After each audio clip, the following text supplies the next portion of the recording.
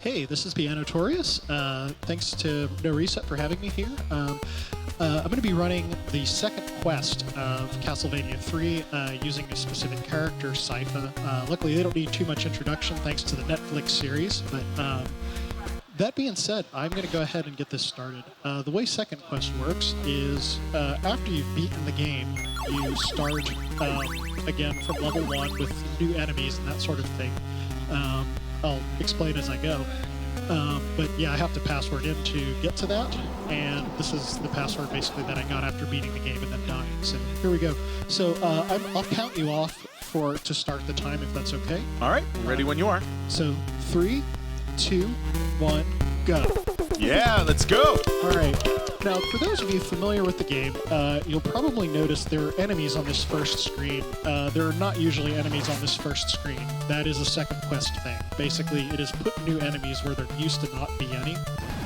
Another one of the changes is I am taking basically full damage throughout the game. Originally, it would have been scaled to where I only took 2 bars of damage per hit on this stage, and it progressed up to 4 as I got to Dracula's castle.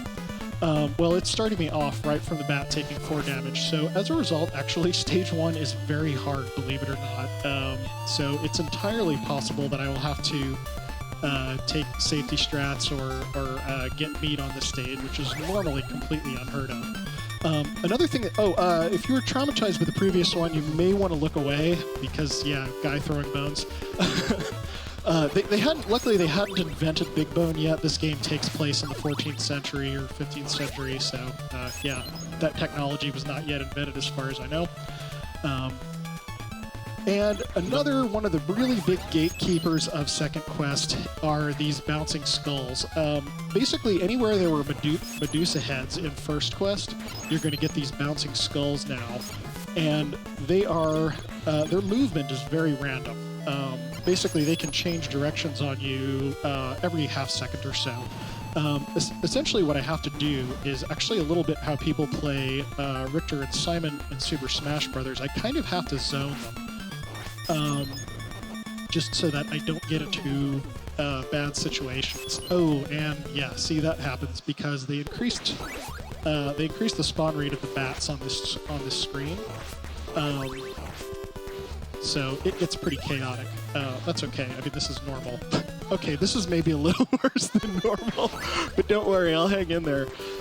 Yeah, this run has, unfortunately, quite a bit of RNG in it, so all of the dying and general craziness that you're going to see is all part of the show. Just enjoy it, and yeah. So basically they did that because they felt the first quest was too easy. Right, exactly. I have the feeling this is the game that Konami really wanted to make, and somebody came in and was like, guys, this is ridiculous. But yeah, so brand new sprites such as the skulls that I talked about, more damage, and those bone pillars actually, this doesn't really come into play and make a big difference until some of the later stages, but those bone pillars are actually really nasty now. They still shoot like they normally did, but for every shot, every series of shots they do, like they'll either shoot a series of 2 or 3, my gosh, pardon me. I better focus here, or I'm going to continue on stage 1.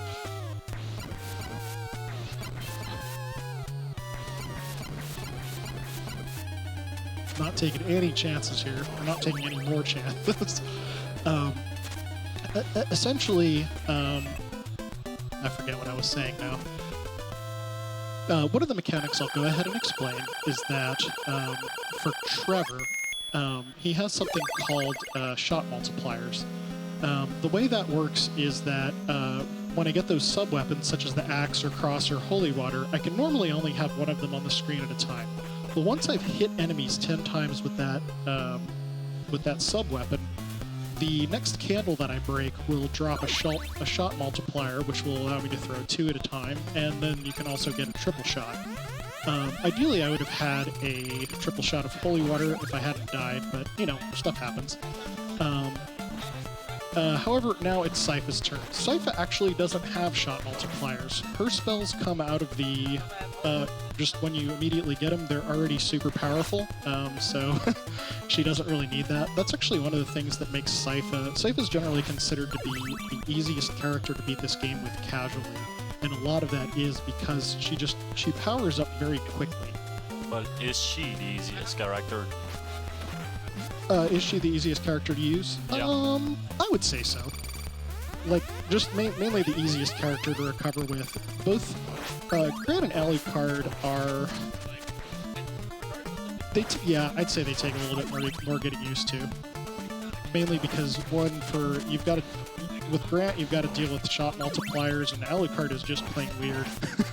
Bless his heart. Okay, those owls, by the way, I was taking that pretty carefully because those things have a lot of RNG to them in terms of when they come out of the trees.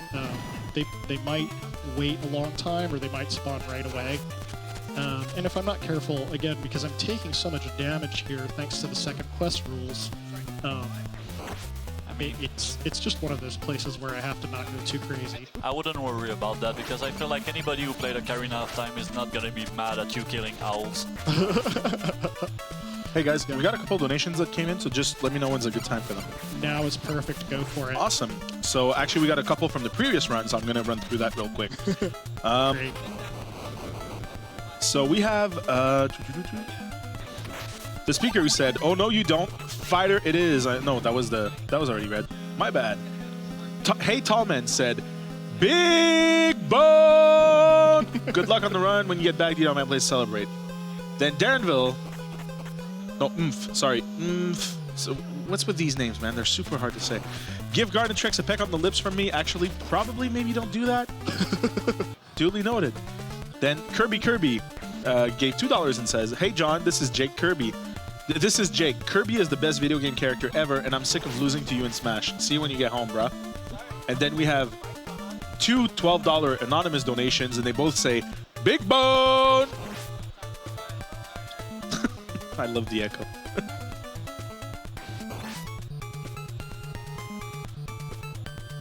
Okay, so basically what I'm trying to do here, I explained about the shot multipliers earlier. I would like to get to at least a double shot with my cross if I can. No promises that's actually going to happen here, but I'm going to try for it.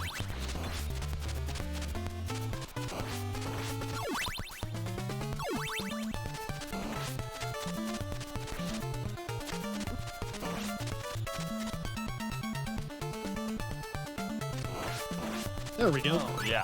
Good. Recovery strats. Okay. This is interesting. Oh, actually, well, it won't be that bad. I'm going to take this guy out a really safe way. Oh, I get to show you one of my favorite things in this game. So, it would be a real shame if I got hit again and died, but I didn't die. And the reason is the game doesn't consider you dead until you've hit the floor after your final hit. So I let the Cyclops knock me back into the beat. So during the animation of flying backwards, Trevor consumed an entire wall meat. Oh, wow. And came back to life. So let's hear it for Trevor. Okay, that is nice. I didn't know that. Also, those who watched last year's marathon know you ran the exact same game? Yes. With Grant. With Grant. Which one is the hardest? Which one is the artist? Harder one between Grant and Sypha.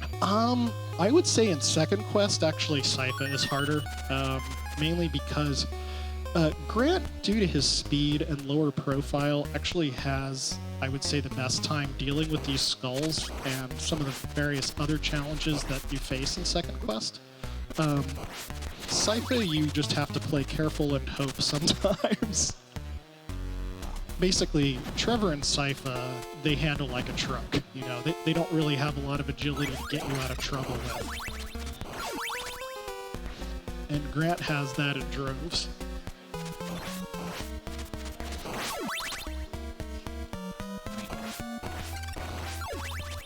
Everybody who hates Medusa Head just cannot stand those skeletons. nice little. Oh, by the way, so a very important mechanic that I'm going to be using a ton in this run is going to be Sypha's ice boosts. Basically, whenever she freezes enemies, she can climb on top of them and use them to, you know, one of the big things that you can do. Normally, this game is actually very solid about not letting you clip through ceilings. However, don't blink or you'll miss this room. However, if you can freeze an enemy or a projectile in about the position that I did, you can actually get through solid ceilings. Basically, you have to be very careful about the height of that, though. Essentially, if there is a ceiling directly above you, like 2 blocks above where you were standing, the game just doesn't let you jump at all. So it's like I have to be about a half block above that, and then I'm okay. Also, I noticed that there cannot be more than 2 bats at the same time on the screen. By freezing them, you kind of delay their spawn. Actually, yes, that is one of the benefits of freezing them. It's also just because compared to Sypha's staff, the freeze, you know, it shoots out in all directions, so it's a little bit more reliable way of dealing with them. If that makes sense? Yeah. Okay. Very important ice boost coming up here. This saves a ton of time. Hopefully I'll get it right. And I got hit by the stupid bird. The birds are jerks. That's kind of the universal truism of speedrunning, and it definitely holds for this game. Yeah. Anybody who played Ninja Gaiden knows birds are jerks. Yeah. And there's more birds coming, don't worry. Yay!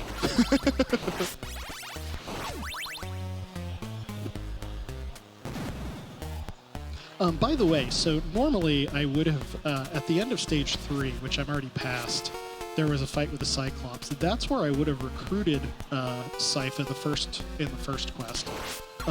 And normally it's actually impossible in the US version to have ice at all in this level. So these skips that I'm able to do are actually unique to second quest.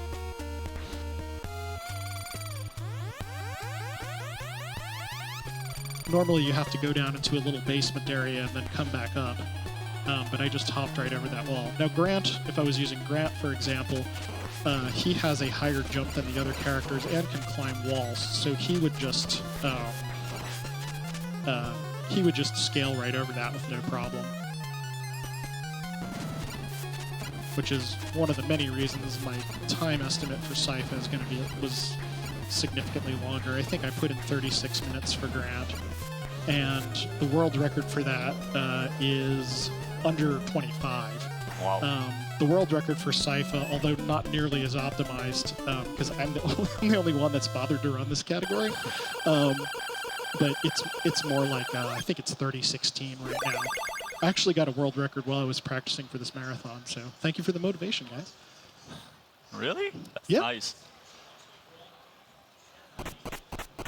This next stage Well, is... just do another one. Yeah. Yeah, sure. Yeah, I'll try. This next stage is very red. Also has one of my favorite music themes, so enjoy bobbing to that. Now, if I do this right, you're probably going to notice something a little bit fishy looking happen, and I'll kind of explain it once I do it. If not, I'll try to do it later in the run. Okay. So here we go. I'm just going to climb here, and don't mind me. I'm just climbing up some stairs. There's really nothing to see here. Actually, okay, so what happened is... Yeah, you're gonna need to explain this.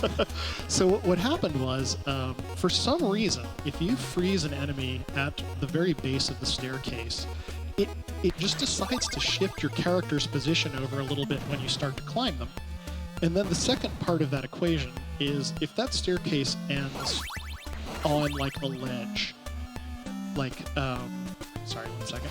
If that staircase ends on a ledge, basically, like in that case, you see right there, I did the same thing, but it didn't have any weird effects because I climbed up through a solid floor. But if it ends on a ledge, basically the game, for whatever reason, just does not seem to realize that you've hit the top of the staircase, and you just keep on climbing until you hit solid ground, as it were. that same mechanic can actually be triggered by Grant just by switching characters at the bottom of the screen, and that is used to trigger a wrong warp in any percent, because basically, if you climb off the top of a screen and the game didn't already have something loaded up above you, it just goes into glitch land. A lot of times, really, that just gets you stuck, but some very clever folks, I believe it's a guy named Produx, figured out a way to manipulate that into, I think basically an arbitrary code execution. Produx discovered that? Yeah. Do you know him? He's from Montreal. Oh, no kidding. Okay. Well, from Quebec. Yeah, yeah. He also discovered the wrong warp in Super Mario Bros. 3. Yeah, he's definitely very good at that. But yeah, he's the one that discovered the wrong warp for Castlevania 3. And once again, I did the same thing by freezing the axe line at the bottom of the stairs. This room, it was actually, as far as using this glitch, this was the most important one, because you know how I mentioned that there's a randomized cooldown between shots from the bone pillars, and you've got all those stairs that you were climbing up. And for anybody that's played Castlevania like 1 or 3, you know that when you're on stairs, you have very little control over anything you do. Yeah. So you're extremely vulnerable, and you end up having to take that very slow. Well, using the disalign trick there allows me to get through that room with basically almost 100% consistency. It's interesting to note that generally the ice is useless against the boss themselves, but you can freeze Frankenstein's blocks. That does sometimes, I didn't need to do it there, I was just showing it off, but sometimes that lets me get out of bad situations, like if he stomps and a bunch of ceiling blocks fall, and maybe I messed up and haven't damaged him enough that I need to like dodge and I can't just mash him down. I found that using ice there is very useful. Okay, now this next stage, the first part isn't too terrible. The last part is probably one of the worst sections in terms of RNG. I'll kind of explain that when I get to it. But there's another kind of neat little Easter egg mechanic here. Oh, yeah. Yeah. Sypha is actually able to freeze the water. Notice that, like, my ice spell didn't actually hit the water, it hit the bird, but for some reason the water froze anyway. The mechanics are fiddly at best. And by the way, I should mention, you know, like we kind of laugh about the glitches in these games, but, you know, I have enormous respect for the programmers and testers that worked on this stuff, because, I mean, a lot of it, especially back in the old NES days, was either very primitive C, I think, or more likely just hand-coded 6502 assembly. And, like, given that, this game is actually remarkably solid. Oh, that bat's bad. I mean, just the water freezing mechanic is right. pretty surprising for an NES game. Yeah, and I think it's probably something that, you know, I think it was more of an Easter egg than something that they were concerned about as a core game mechanic, but most of the core game mechanics in this game are surprisingly hard to glitch out. Like, for example, like, you can't damage boost yourself through a floor. You have to do something special, like freeze an enemy in a weird position or something like that, to even be able to go through places sometimes faster than the game intended for you to. Oh, that, by the way, you notice that spell book falling out of that fish man? That was a random drop. That is one of the real RNG banes of Castlevania 3 runners, especially if you're playing as Trevor a lot, because you do all this work getting, like a triple shot holy water, and then you get a random drop of like an axe or dagger or something that stinks, and all of a sudden you are going much slower. I should also mention the spawn locations of these guys are random, only in second quest. I found that was a very rude surprise when I started running second quest, because they are clockwork predictable in first quest. And, geez, they're not being kind to me. Oof. Oh no! That's okay, I can recover from this. I actually kind of expect to die there quite a bit, because again, there's a lot of RNG, and if I don't react to it perfectly, I can die pretty easily. Having a heart drop. Oh, by the way, okay, so these fishmen are another thing. In first quest, the spawn distances were fairly forgiving. In second quest, they spawn right in front of you, so if you're just trying to proceed, if you're just walking forward and trying to proceed like normal, you're going to get bounced around like a ping pong ball. probably into the water, in fact. You have to really be on the very edge to hit that guy. The hitboxes are kind of funky.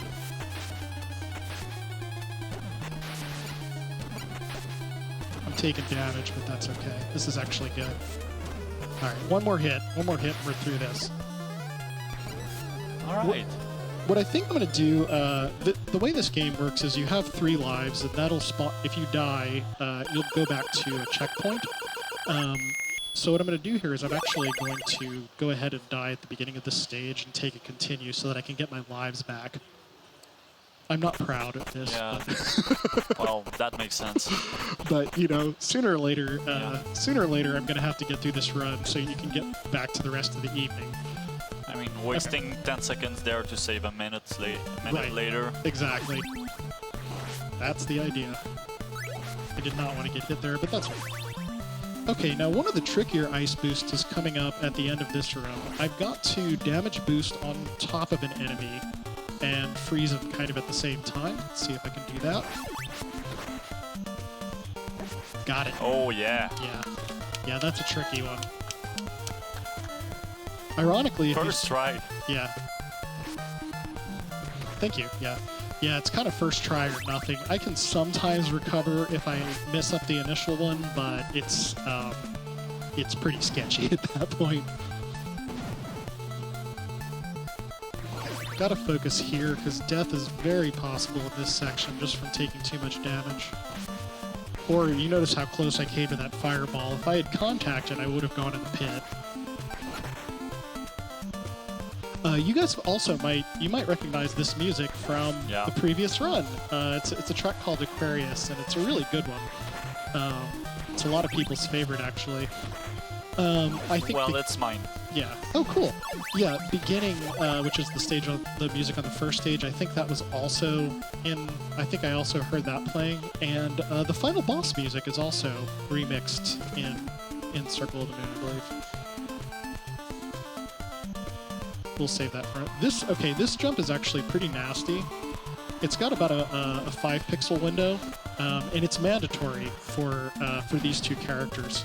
So that was actually really sadistic of Konami to put that in there. Yeep. Okay, now I'm freezing the birds. I mentioned fighting random weapon drops are one of the things. I really want to keep my ice spell from now until the next stage because it'll let me do some more skips. And frozen enemies, by the way, they always, if you freeze an enemy, it always dies in 1 hit. So Sypha is actually like really powerful for dealing with regular enemies as well, like Axe Knights and things, Bone Pillars that normally require you to sit there and whip away at them for a really long time. Sypha just takes them out with ease. Anyway, a frozen enemy is never going to drop a random weapon on me. So basically just for marathon safety's sake is why I'm being so picky about freezing everything before I kill it whenever possible. Now this is a triple boss rush. It's essentially, you can tell they were really proud of this Cyclops guy because they make you fight him. They make you fight him a heck of a lot. Well, this is the 3rd time. Yeah, exactly. Let me not get hit again. Let me not get hit again. Okay, good. Basically, the kind of safe strat for the Cyclops is to just fake him out and get him to swing his hammer and then whip him. And this next guy, if y'all remember Cookie Monster from basically Dracula's final form from Castlevania 1, he fights almost identical to that. He's going to jump over me and just kind of let me wail on him, but eventually he'll shoot 3 fireballs, which can be quite dangerous because they do extra damage. They'll actually do 5 damage to Trevor. They might. So it would have killed you. Say that again? It would have killed you, basically. Yeah, I think so. Because you got 5 HP left. Right, exactly. But he's totally predictable, so unless I mess up my whipping or something like that, it's really not a big deal. So you know exactly how many times he's going to jump before shooting fireballs. In fact, like I use with Grant, I actually watch his wing beats to tell exactly when he's going to shoot. Because with Grant, I just have to scoot out of the way a little bit. So I was more stressed than you were. Yeah. Yeah, I should have let you guys know. It's no big deal. It's all good. There's actually in First Quest, I know it's bad form to tell people about tricks that you're not doing, but in First Quest there's actually a double ice boost that can be done. You freeze one of the zombies and then freeze one of the bats, and it saves a lot of time. The thing is though, I didn't even get a chance to really talk about it, but there were normally zombies there. Those were replaced by a new enemy, which I believe are called ghouls, that walk faster and take... Oops. Okay, there we go. Nice. Yeah, nice little bone skip there. Okay, let me try not to get hit anymore, because I'd rather be able to take a damage boost on death. And another little ice skip here, which is fairly easy and saves a lot of time. No, you don't. Okay. Sometimes you have to be very stern with the blob. Yeah, this one really tried. Yeah. And by the way, I think it's kind of cool that in the speedrun, in the normal route, you do end up using all three of Sypha's spells. This one is a lightning orb. You'll see it fairly shortly on death. Fairly what? Fairly shortly, sorry. The lag jump is a little stressful.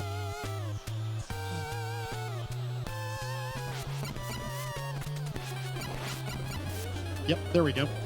The spell is so powerful. It's really powerful. There is kind of an exception to it, though, in the sense that you have to get it to... You don't want it to hit too close to the boss, because if you do, it actually takes kind of a damage penalty. And I think they figured in the Japanese version, they decided it was just too powerful. The Japanese version doesn't have that limitation. So that's why I was trying to stand back a bit. If you ever watch runs of the Japanese Sypha route, they'll actually like put themselves right in the boss's hitbox as it spawns and immediately throw lightning, and the boss will usually lose the majority of its life in one shot from that. Okay. Yeah, well, as we said earlier, this is like the only game in existence that is easier in the Japanese version. Oh, well that was, okay, that was a random drop, but that's actually not a big deal. I think I can adjust for this. I might have spoken too soon. Okay. Think I've got this in hand. Yeah, alright, we're good. They may drop one more flea man, but it's not a big deal. I'm a little bummed about being down this much health, but I'll do the best I can.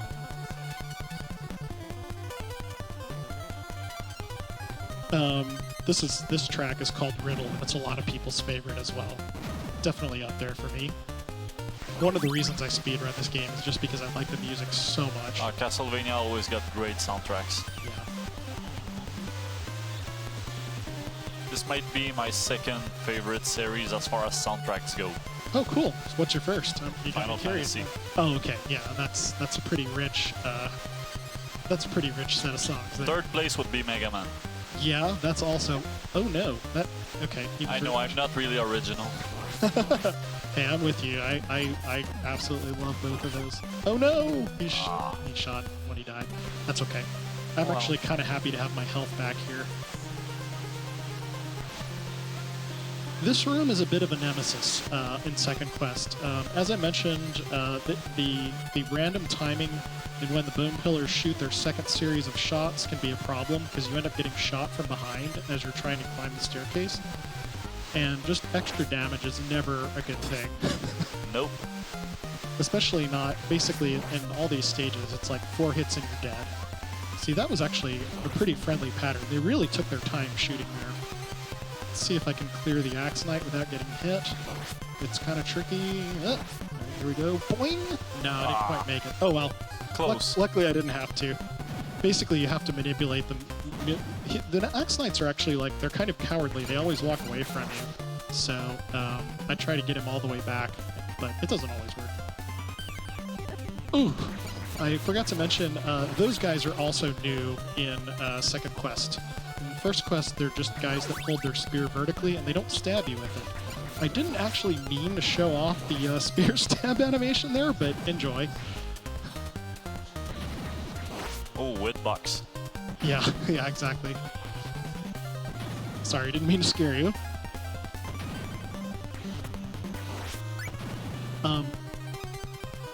Yeah, it takes pretty careful routing to get that ice spell there, and I definitely need it for the upcoming bird skip, which is definitely one of the, in first or second quest, is one of the toughest tricks in the Cypher run. I'll explain it to you when I get to it. Otherwise, I'm in an auto-scroller, so if you guys have any donations to read, by all means, go for it.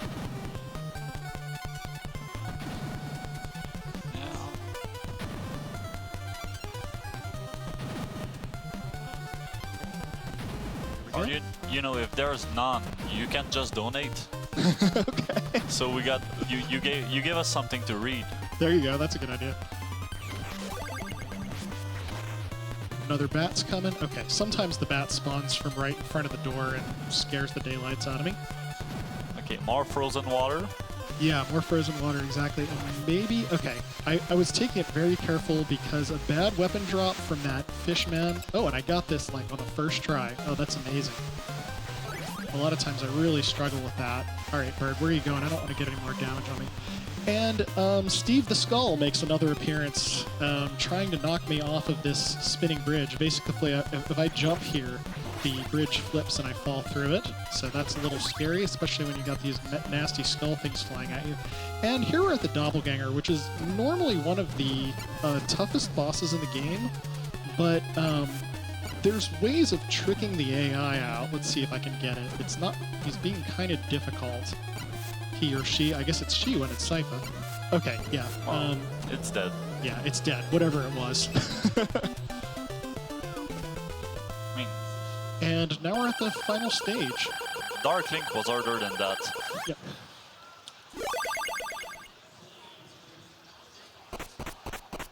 Yeah. Yeah, sometimes. This next stage, I'm still having nightmare about this stage. Yeah. This is so hard. Even in first quest, I never did second quest. Yeah, and it does get even nastier in second quest, because once again, instead of the nice predictable Medusa heads, we have Steve the Skull once again. I just want to point out that this might be the first person I hear saying the nice Medusa heads. Play second quest for a little while. You'll start to miss them. Wow. Okay. I didn't mean to go all Waluigi on you guys there. But basically what I'm trying to do is stay toward the top of the screen to despawn as many of these guys as possible. Just mainly for survival's sake, but also because, at least at the very early part of it, it reduces some lag. This next room is really tough, and speedrun-wise, we basically just damage boost all the way through it. Boink. Bouncing off the back of that fireball is pretty tricky. You actually have to hit the very back half of the sprite for that to work, otherwise you get knocked the wrong way. And we'll pick up the ice because we've got a couple little more ice boosts to try here. The Last Supper? Yeah, this is one of my favorite. Yeah, that was the Last Supper. I totally knew that. Okay, I'm going to take a death here because I love that ice skip and I really want to get it. You still got like 8 minutes. You're fine. Yeah, no, this won't eat up much time. There we go. Wow. Yeah, I love that skip. The bat spawn rate is doubled now that I'm in second quest. So you notice I took a little walk over to the left there. That's because the second bot, if I basically stood there and waited to refreeze the first bat, the second bat will basically just be right on top of me while I'm trying to do that. So that's actually a pretty important manipulation. Otherwise, we are at the final boss. And it's actually Sypha's fire spell is it's kind of her most basic and common weapon, and it works really good against Dracula. Yeah, first form's just really tough, let me tell you. Sypha looks like she's really mad during this fight. Like, really mad. Okay, and now on to form 3. So get ready for time. Yeah, thank you. On the Okay. last hit. Yeah, I really want to kill him in one cycle of these blocks. Let's see if I can get it. Nope, I'm not going to get it because I missed. Oh well, that's okay. It's just a little bit of time. And we're done, but not yet. Don't time because we Oh have, yeah, when you touch the orb. Yeah, exactly. We have to wait for the blocks to finish the cycle, and then we get the orb, and then it's time. So 3, 2, 1, time.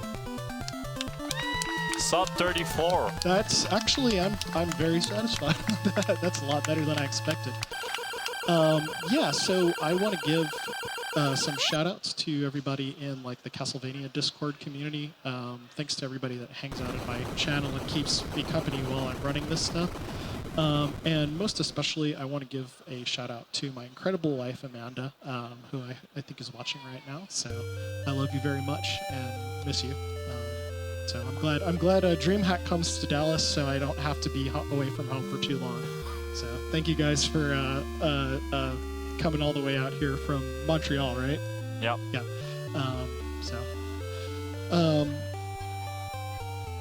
So we get a little bit of story here, and pretty much the only difference you get from FA?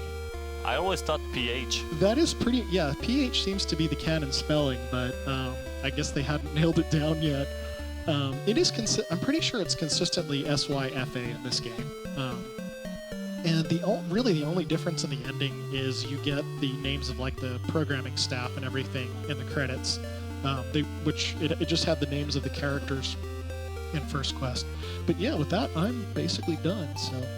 All right. Well, Awesome. thanks, Pianotorious. That was great. Okay. Never mind. I was gonna say, thank you so much for that awesome Castlevania run, Pianotorious. We bet. really enjoyed it. Thank you. All right, so coming up, it's gonna be Perfect Dark with Mooman.